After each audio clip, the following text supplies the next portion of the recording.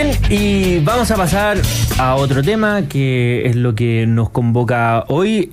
Están pasando cosas en materia internacional, sobre todo por lo que vimos ayer en Venezuela, las manifestaciones que hubo a propósito de del cambio de gobierno que hoy día debía producirse, pero que obviamente todos ya estamos viendo que no se produjo. En estos momentos, de hecho, precisamente está hablando Edmundo González a propósito de que Nicolás Maduro ya tuvo la ceremonia de asunción de un nuevo periodo presidencial, entre comillas. Y para eso queremos conversar con Romer Rubio, que es abogado y magíster en Ciencia Política y Derecho Público en la Universidad de Zulia de Venezuela.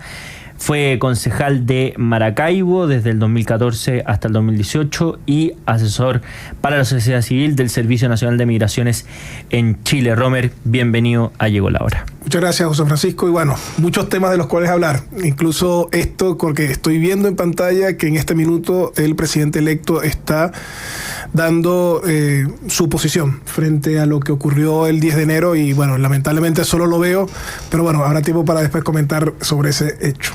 Así es, no sé si podemos tener el audio en vivo en este momento que está hablando Edmundo González. Lo tenemos en vivo. Es la obra de la constancia. Expreso mi agradecimiento a los gobiernos que me reconocen como presidente electo. A los que no lo han hecho, les recuerdo que en esta hora grave, en la lucha por la libertad, no queda espacio para la neutralidad. Gloria al bravo pueblo. Ahí escuchábamos las palabras. Bueno, ahí alcanzamos a escuchar las últimas palabras de este discurso de Edmundo González, que básicamente ordena también a las Fuerzas Armadas a desobedecer el mandato de Nicolás Maduro, así que estamos en momentos de tensión y ahora lo queremos seguir analizando con Romer Rubio. ¿Qué te parece en este mensaje principalmente y lo que ha acontecido estos últimos días, Romer? Mira, esto es un análisis que debe formar parte de un análisis mucho más completo, incluyendo todo lo difícil que ha sido el que en Venezuela pueda realizarse una transición pacífica, una transición democrática, como debería ocurrir en cualquier país que se dice democrático. Lo que hemos visto es que a lo largo de este proceso bolivariano, que primero tuvo a Chávez en el poder y luego sucedió Nicolás Maduro, es que ellos han cerrado cualquier posibilidad de que la expresión popular sea la que decida quiénes son los gobernantes, tanto en espacios parlamentarios, como ocurrió en el año 2015, en donde la Asamblea Nacional mayoritariamente estaría compuesta por representantes de los partidos políticos de oposición. Ellos desconocieron la Asamblea Nacional y le dijeron al Tribunal Supremo de Justicia: ustedes ahora van a legislar. Luego tuvimos unas elecciones regionales y a gobernadores que tenían actas en mano decidieron decir: mira, en el estado Bolívar este gobernador, esta acta no es válida y perdió por lo tanto perdió la gobernación. Y bueno, parte de ese proceso nos llevó también a esta elección, una elección en la cual el pueblo escogió a una candidata que es María Corina Machado y el régimen dijo: nosotros no vamos a permitir que ella sea la candidata. Luego María Corina con su equipo decide que sea Corina Lloris. Después ellos dicen, es más, en este caso ellos ni dijeron, simplemente el sistema no le permitía, estaba bloqueado para que la sucesora, digamos, pudiera ser la candidata, y finalmente emerge el nombre de Edmundo González Urrutia en una elección totalmente desigual, pero el régimen se equivocó y pensó que en este proceso ellos podían ganar y lo pierden abiertamente. 67-29 es el resultado en el cual estaríamos planteando esta elección, y sin embargo ellos, utilizando todo el poder, utilizando además el poder bélico, la presión de los cuerpos de seguridad del Estado, pues han decidido hacer a trocha y mocha, diríamos en Venezuela, esta juramentación sin haber presentado un acta. Claro. Nosotros tenemos el 85% de las actas que dan claramente como ganador a Edmundo González Urrutia, pero ellos dicen: nosotros confiamos en nuestro criterio sin ninguna prueba, y ahí tenemos entonces la juramentación a solas, a espaldas de un país de Nicolás Maduro para este tercer periodo. Claro, y ahí en una asunción muy, muy solitaria, entre otras cosas porque no lo acompañaron tantos presidentes del resto del mundo, así que Y sin periodistas, además. Solamente permitieron la entrada de las cámaras, pero no de los periodistas para ningún tipo de comentario. Y desde ese punto de vista, Romer, cuando uno ve que esto sigue su curso, ¿verdad? Que después de las elecciones de julio, donde se le solicitó al gobierno, se le exigió que presentara las actas, que las hiciera públicas, que una vez que ya no lo hizo, después ya no tenía sentido, no tenía sentido pedirlas, que incluso presidentes de izquierda presionaron para que esto se produjese, y finalmente vemos la imagen de hoy día de Nicolás Maduro juramentando por un nuevo periodo. Queda como una desazón nuevamente, como de una oportunidad perdida. No sé cuál es la sensación que tienen ustedes y en base a eso, ¿qué se puede hacer o cuáles son los caminos que...? Mira, lo primero es que esto tiene que llamar a la reflexión a la comunidad internacional de entender que actualmente los países democráticos no tienen herramientas efectivas para garantizar el respeto del Estado de Derecho en los países vecinos. Y alguien diría, bueno, con este tema de la soberanía, de que cada uno de los pueblos es legítimo de llevar sus propios procesos, fíjense que el proceso venezolano ha impactado en toda la región. La salida de más de 8 millones de venezolanos y muchos de ellos en situación de extrema vulnerabilidad ha impactado en temas de cohesión social, en temas de generar las mínimas condiciones de dignidad, tanto de esas personas como de los residentes de los países de acogida. Y entonces ya no estamos hablando de que sea el problema de un país que tiene que resolver un país. Y lo que nosotros vemos en este momento es de que no existen herramientas para que los países que quieren respetar o que quieren generar un espacio para rectificar en cuanto a este régimen autoritario, pues no existen los mecanismos para poder, más allá de una declaración de intenciones, más allá de ciertas declaraciones que se valoran pero que no son suficientes. Y frente a ese escenario, el pueblo se encuentra en este minuto desconcertado. Hubo una declaración de María Corina Machado que, no sé, estaba viendo en su Instagram y en menos de una hora tenía casi como que 2 millones de vistas. Es decir, hay un pueblo que sigue y que está ansioso de saber cuál es la ruta a seguir.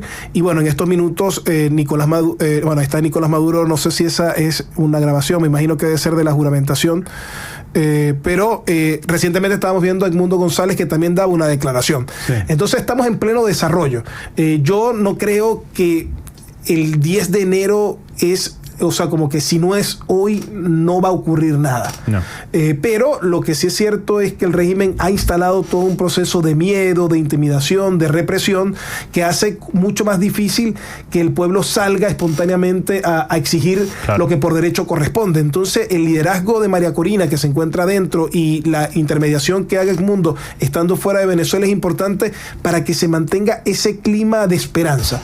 Porque si en esta guerra psicológica en la cual el régimen trata de que la gente sienta de que ya no hay esperanza, de que no existe ninguna salida, pues ese sería el peor enemigo para que haya un cambio político en Venezuela. Y ahí cuando tú muy bien dices que las democracias quedan como a la deriva de este tipo de situaciones, sin herramientas efectivas para enfrentar la situación que ocurre, uno va viendo cómo estas declaraciones de la comunidad internacional finalmente se están quedando meramente en declaraciones de buenas intenciones, ¿verdad? Porque tienen poco resultado efectivo, no generan un cambio en la situación que vemos, aunque incluso a esos países le estén llegando las consecuencias del problema que se está produciendo, como en el caso venezolano. Desde ese punto de vista, ¿cuál te parece que son las alternativas sobre la mesa? Vemos que hay una iniciativa que está promoviendo Estados Unidos, pero también es como un león sin dientes, digo. Sí. Es difícil verlo, pero pareciera eso, ¿verdad? Mira, allí dos cosas. Yo soy de la tesis de que no existe transición posible en este contexto si no logramos que haya un quiebre en la fuerza militar. No. Porque aquí hay claramente una mayoría ciudadana que adversa al régimen de Nicolás Maduro. Hay una comunidad internacional democrática que sabe lo que pasó. Pero mientras que el control institucional digamos que junto a ese poder bélico esté controlado por el régimen, si no en su totalidad, en casi su totalidad, las posibilidades son nulas. Porque tiene que haber un contrapeso, en todo caso, del que tiene armas versus la otra parte, porque si el 99% de la ciudadanía estuviese de este lado, pero está desarmada, y el 1% tiene las armas, es muy complicado. Ahora, ¿de dónde puede salir un contrapeso militar? En algún minuto se manejó de esos escenarios históricos en los cuales fuerzas extranjeras podían llegar y hacer un contrapeso militar. Yo ese escenario lo veo descartado. Sí. Otro escenario es que el pueblo, como ha ocurrido en otros países, se arme y que se creen guerrillas urbanas para generar ese tipo de contrapeso. Eso pudiera ser un escenario, pero a un mediano o largo plazo, porque eso no es algo que ocurre de un día para otro. Y el otro escenario... Y además con un ejército que está financiado y funciona, ¿verdad? Esto no es un... claro, y que además para ellos... que se caiga el país, pero que no se caiga ese sustento y financiamiento del poder militar. Y el tercero, que es el que yo creo más viable dentro de los difíciles escenarios, es que haya una negociación política en donde los incentivos sean lo suficientemente atractivos para que un sector militar le dé la espalda a Maduro y regrese a el respeto al Estado de Derecho. Ahora, allí el rol de la comunidad internacional en ese tipo de negociaciones es importante. Y también la apertura de las fuerzas opositoras de entender que aquí no se trata de quienes se tomen la foto. Aquí se trata de quienes permitan de que a pesar de las diferencias podamos alcanzar ese objetivo, que es el quiebre de un régimen autoritario y el inicio de una transición democrática. Claro, además porque hay varios escenarios que son situaciones bien radical y bien terrible, enfrentamiento entre ciudadanos, especialmente si solo un bando controla las armas y el ejército. Sobre todo también si es que vemos cómo está funcionando el ejército de Venezuela ahora con más de 2.000 generales, cuando, no sé, lo normal son 50 o 70. Entonces habla de que a través de estos incentivos se ha buscado como influir en el mundo militar a través del régimen, y por eso quizás no hay una respuesta más concreta. Y también que estos procesos de negociación son muy difíciles porque se dan mientras el gobierno está en el poder y puede ejercer su influencia y puede ejercer sus presiones sobre las personas que querían negociar para darle la espalda, y eso obviamente es muy difícil. Es muy raro que alguien salga voluntariamente del poder si es que no tiene un plan de contingencia más o menos robusto, me imagino. Y en ese camino de la comunidad internacional, ¿quiénes son los actores más relevantes? Porque claro, uno ve Estados Unidos, que siempre es importante en América, pero vemos que Brasil es un aliado importante, o al menos un país importante en nuestra región. Vemos como los aliados de Maduro internacionalmente son figuras bastante potentes. Entonces no se ve tan fácil, o sea, esa situación, como que algunos dicen en redes sociales, bueno, se lee todo, pero no, mira, que los gringos manden un SWAT y lo secuestren a Maduro y listo. Bueno, no funciona así, pero bueno. Sí, mira, allí varias cosas. La primera es que nosotros acabamos de ver unas elecciones presidenciales en Estados Unidos donde el debate frente a Venezuela no estuvo centrado en el régimen de Nicolás Maduro y sus consecuencias, sino, o estuvo más bien concentrado en las consecuencias migratorias que está generando a los Estados Unidos eso. Entonces, allí se abre un escenario que podría ser peligroso en esta lucha por restituir la democracia, que es que Donald Trump, si cumple con parte de su propuesta, que era una deportación masiva, la gran pregunta es cómo las va a deportar si no tiene relaciones diplomáticas con el régimen de Nicolás Maduro. Entonces allí podría haber un resquicio de peligro, entendiendo que pudiera haber un hecho pragmático en el que diga, mira, más allá de que yo esté de acuerdo o no con el régimen de Nicolás Maduro, tengo una necesidad política y por eso podría cambiar la estrategia. Esto es una especulación, sí, pero pudiera estar dentro de esos escenarios. Lo otro es que los aliados históricos, digamos, que están han ideológicamente, al menos en discurso, han estado afines al régimen, a un régimen de izquierda, pudieran ser Colombia, Brasil, claro, México y Chile.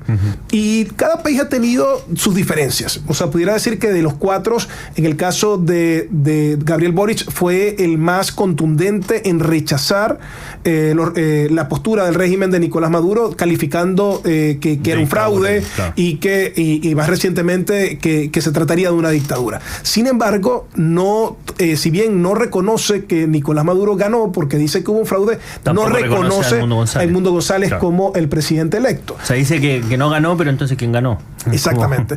Pero mientras que tienes a un Lula que tuvo un rol un poco más cercano, también es un país fronterizo, sí, tratando de mediar y de generar incluso que se estuvo poniendo en mesa esa posibilidad de repetición de elecciones, sí, algo que no tuvo asidero ni en el gobierno ni en la oposición, sí, y entiendo que hubo un representante diplomático en ese proceso, un Petro que ha tenido una voz un poco más elevada que Lula, no tan elevada como Boric, pero ha tenido una voz que, digamos, no estaba en el libreto, porque antes del proceso electoral era un aliado evidente. Era un aliado evidente. Sí. El caso de México, que es también un país súper importante dentro de la región, ellos dicen no meterse en el problema, pero sabemos que el discurso es para normalizar como si fuese un proceso más en un país democrático más. Claro.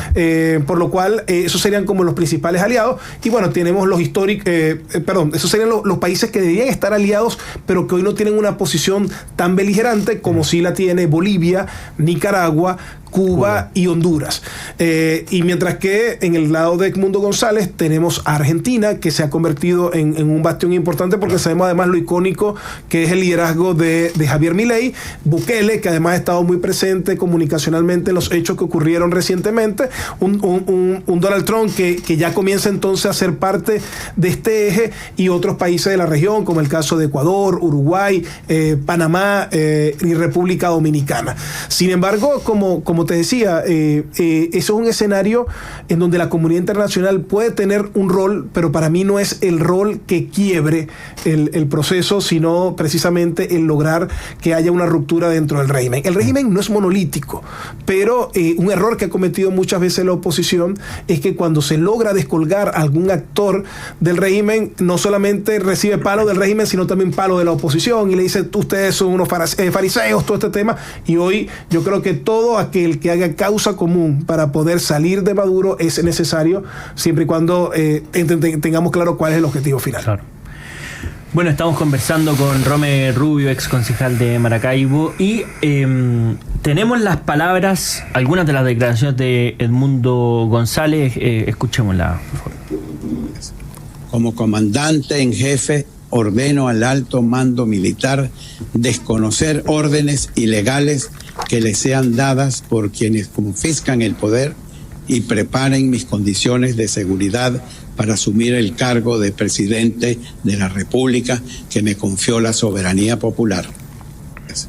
Como comandante en jefe... Bueno, ahí están las declaraciones de Edmundo González, un claro llamado también a la Fuerza Armada, es que veremos qué consecuencias tengan. ¿Te parece que esto podría ser pronto, que no podría ser pronto? ¿De qué va a depender esta reacción? Mira, de la negociación misma. No. A veces cuando la gente dice, es que yo veo todo muy tranquilo. Yo soy los que cree que entre más tranquilo es más posible que sea una negociación. Cuando hay ruido, se cae cualquier proyecto de negociación, pero no tengo ningún elemento para decir de que es pronto. Claro. Este proceso también hay síntomas de deterioro a lo interno del régimen. Estamos hablando de un régimen que perdió en los 23 estados. Que perdió en ciudades donde nunca, desde 1998, habían perdido una elección. Entonces, allí quiere decir también que tú estás durmiendo con el enemigo. Hubo una orden, cuando comenzaron a llegar las primeras actas de los cómputos, de que los guardias no le entregaran, que los cuerpos militares no le entregaran las actas a los apoderados, que nosotros los llamamos testigos electorales.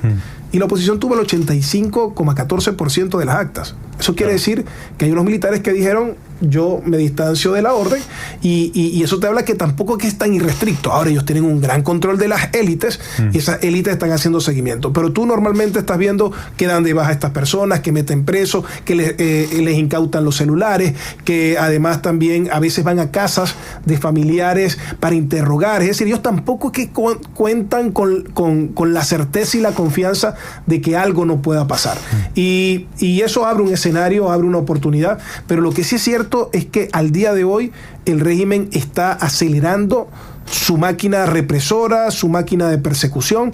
Fíjate que el día de ayer hubo 14 detenidos. Pero antes o sea, entre el 28 de julio, que fue el día que se ganaron las elecciones, y el 9 de enero, ya habían 2.400 personas que han sido detenidas. Estamos hablando desde el alcalde de mi ciudad, Rafael Ramírez, alcalde de Maracaibo, a quien además envió un solidario saludo a su familia, más de 100 días detenidos junto a 4 personas de su equipo. Pero tienes también a personas que fueron apoderados, que tenían su acta, y que como no le quisieron entregar el acta original al del partido de gobierno del Consejo Comunal, pues dijeron: a este de esta casa hay que llevárselo, y hoy está preso por esa razón. Estamos hablando de que o sea, que están presos niños, o mejor dicho, adolescentes más que niños, pero menores de edad al fin y al cabo, mujeres, personas con enfermedades crónicas. 3 personas ya han fallecido en las recluidos producto de esta situación. Entonces estamos hablando de un régimen que ya no tiene límites en lo que se trata de amedrentar a las personas que tratan de ejercer su legítimo derecho a la protesta en razón de este abuso que es histórico. Además, yo creo que ya los regímenes de esa naturaleza simplemente dejan de hacer elecciones, claro, o se generan de otra naturaleza. Pero lo que hemos vivido nosotros es sumamente peligroso, y nos lleva también a una reflexión, José Francisco, que al final, y sobre todo cuando uno lee noticias de cualquier país democrático y ve cosas muy malas que pasan, uno tiene que saber que la democracia, por muchos defectos que tenga, nunca puede ser mejor que un régimen como el que está viviendo Venezuela, y que nosotros como país nos damos cuenta de que tener una democracia saludable cuesta muchísimo, pero una sola mala decisión puede hacer de que sea irreversible el daño que se le genera. Bueno, muy interesante conversación con Rommel Rubio, abogado, magíster en Ciencia Política y Derecho Público en la Universidad de Zulia de Venezuela, y fue concejal de Maracaibo entre el 2014 y 2018 y asesor en Chile para la Sociedad Civil del Servicio Nacional de Migraciones. Rommel, te queremos agradecer por haber conversado con Llegó la Hora.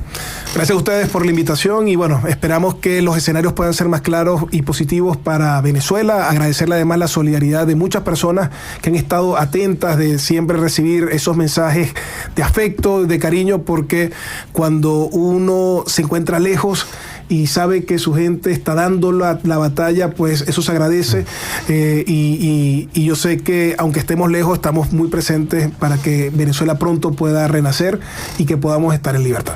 Bueno, eso es lo que esperamos todos. Además, nosotros nos vamos a una breve pausa y a la vuelta seguimos con más Llegó la Hora.